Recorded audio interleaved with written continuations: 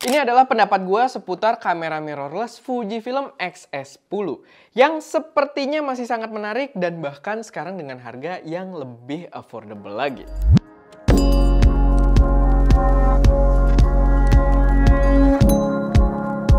Halo semuanya, selamat datang di channel SM Media dengan gue Erwin. Dan pada video kali ini gue pengen bahas sebuah kamera mirrorless yang memang selalu jadi rekomendasi teratas kita untuk kamera-kamera para content creator. Jadi ini adalah Fujifilm X-S10 yang pertanyaannya adalah apakah dia masih worth it untuk dipertimbangkan di tahun 2023 ini. Apalagi dengan kemarin hadir penerusnya atau kakaknya atau mungkin adiknya karena umurnya lebih muda berarti ya, si XS20. Jadi ya, apakah XS10 ini yang lebih tua, yang generasi lamanya masih worth buat dipertimbangkan? Kita akan bahas di video ini. Tapi videonya juga memang akan berfokus pada key value perspektif gue gitu ya, value dari kameranya sendiri pada beberapa poin-poin penting aja. Tapi kalau kalian memang tertarik dengan kameranya, pengen cari review yang lebih in-depth, ya kalian bisa nonton karena kita udah review juga kameranya, mungkin gue kasih cardnya di sebelah sana. Tinggal diingat aja kalau pas video itu dibuat, dengan sekarang harganya udah lebih affordable sekarang. Dan sebelum masuk ke videonya sendiri, gue pengen kenalin juga kalau kita ada preset Creature atau Creative Adventure, hasil kita keliling Indonesia buat bikin foto-foto yang epic.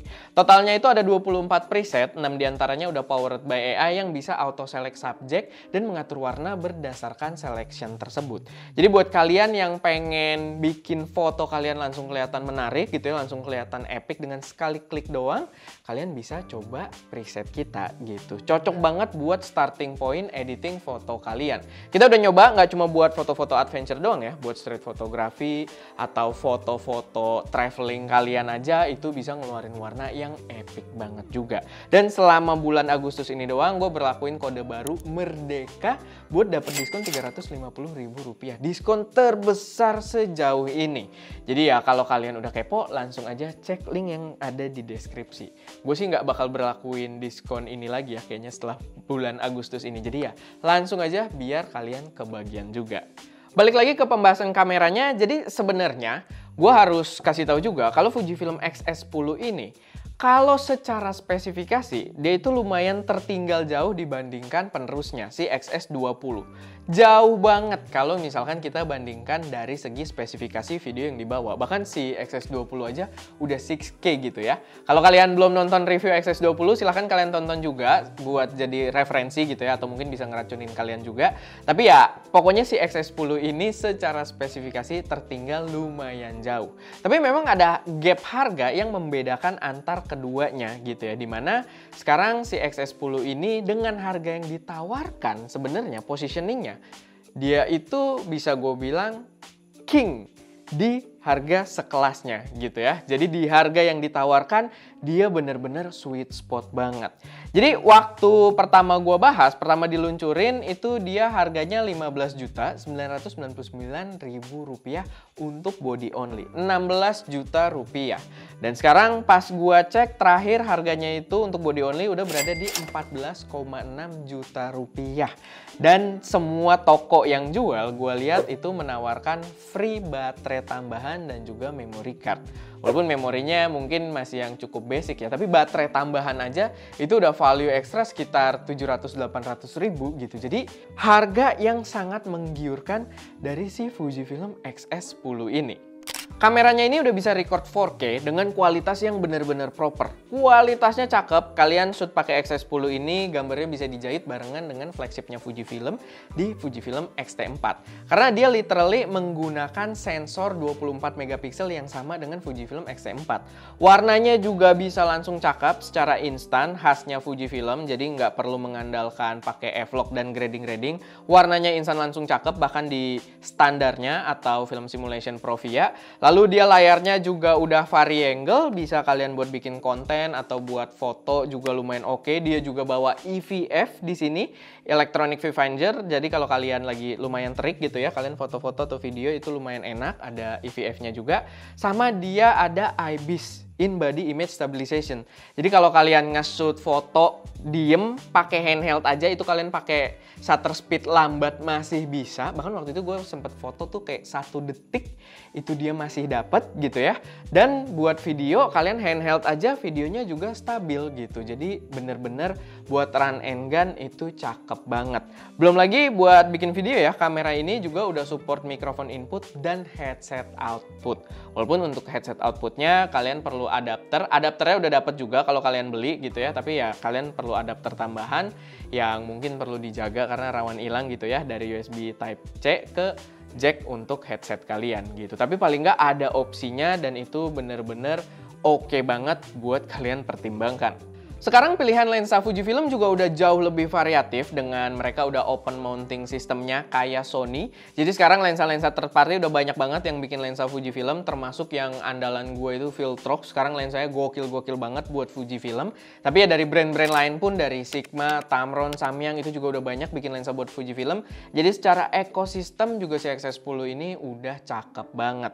Tentunya minusnya dari kamera ini karena dia ukurannya yang compact, walaupun plus minus juga, jadi dibawa-bawanya gampang gitu ya. Tapi minusnya dengan ukuran compact ini, dia masih gampang untuk overheat kalau kalian record 4K di kondisi yang cukup panjang gitu ya, atau di Full HD. Dia Full HD juga sampai 240. Maksudnya di Full HD slow-mo gitu ya, itu juga lumayan cepet panas gitu kan. Sama dia menggunakan baterai yang terbilang lumayan kecil juga. Baterai lamanya Fujifilm yang NPW126 kalau nggak salah. Gue agak lupa kode-kode baterai, tapi ya itu masih pakai baterai lamanya Fuji.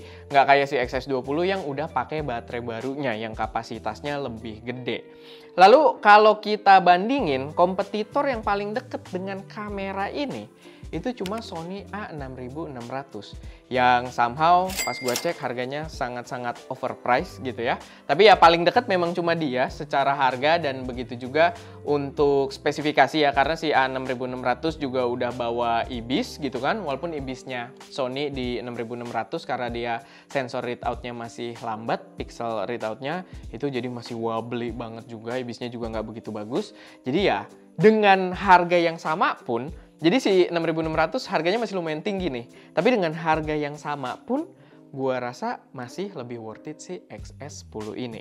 Ya, kebanyakan dari kalian juga pasti bakal bilang kalau statement tersebut adalah karena gua Fuji fanboy gitu ya. Karena gua banyak banget pakai kamera Fujifilm di sini. Ya, nggak apa-apa juga kalian berpendapat seperti itu. Tapi buat gua, enggak juga. Gua rasa itu udah senetral mungkin. Dan kalau memang kalian merasa salah, silahkan kalian kolom komentar di bawah, sekalian komen apa yang membuat 6600 secara overall value lebih worth it dari XS10 tanpa terlihat bodoh. Nah, sekarang sebelum kita akhiri, kita cek dulu beberapa foto dan video yang diambil pakai kamera ini yang baru lagi, karena gue nggak mau pakai footage lama terus ya. Jadi ya silahkan kalian lihat video-video yang kita ambil pakai XS10 ini dan foto-foto. Jangan lupa set ke resolusi tinggi.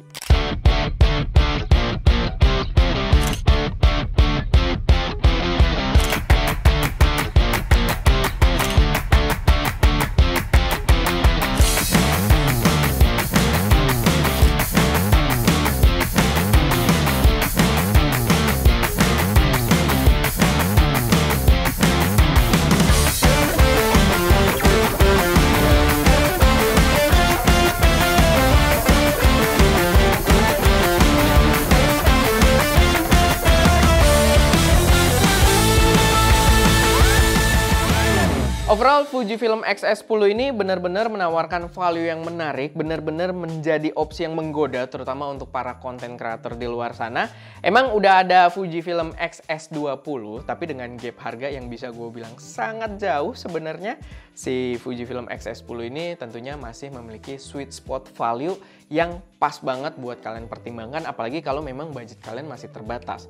Apalagi buat beberapa konten creator yang masih baru, XS20 juga hitungannya sangat-sangat overkill gitu ya, dengan spek yang dia bawa itu bener-bener cinematic videographer banget gitu ya spesifikasinya, walaupun target pasar mereka ya kesana sama vlogger juga gitu. Cuman ya untuk beberapa orang, apalagi yang budgetnya masih terbatas, itu bener-bener overkill, dan XS10 ini masih punya value yang menarik buat dipertimbangkan.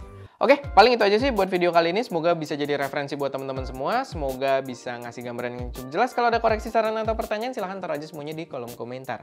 Dan ya, itu aja. Gue Erwin, di belakang kamera ada Ska, dan jangan lupa untuk berkarya.